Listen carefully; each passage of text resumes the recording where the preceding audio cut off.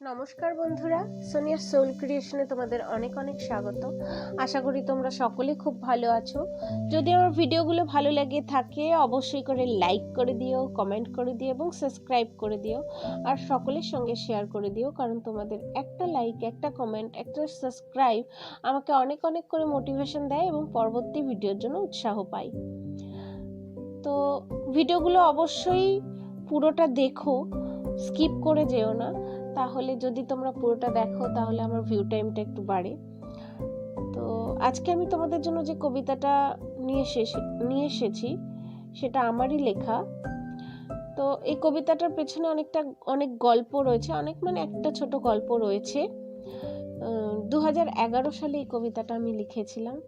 তখন আমার মেসোমশাই, মানে মায়ের বোনের বর, তো তিনি হচ্ছে ক্যান্সারে লাস্ট স্টেজে ছিলেন।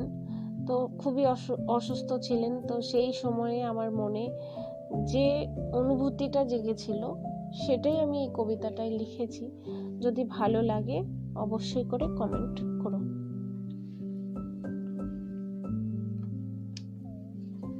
রুগ্ন। রুগ্ন মানে যে রোগী। রোগ যা মানুষের সবচেয়ে কমজোরের, কারণ পৃথিবীতে এমন কিছু রোগ আছে যা সহজেই সেরে যায়, কিন্তু মারাত্মক রোগ ক্যান্সার, যার কোনো উপশম বিজ্ঞানীরা পাননি।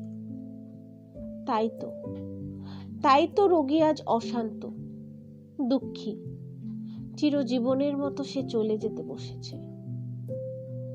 তাই তার চিন্তা তার পরিবারের জন্য, নির্দিষ্ট অর্থের জন্য, ভবিষ্যতের জন্য।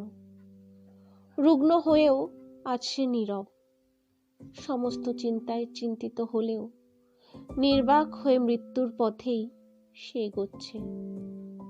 কিছুদিন পরই সে হবে মুক্ত, কিন্তু তার পরিবার হবে প্রায় লুপ্ত। নমস্কার।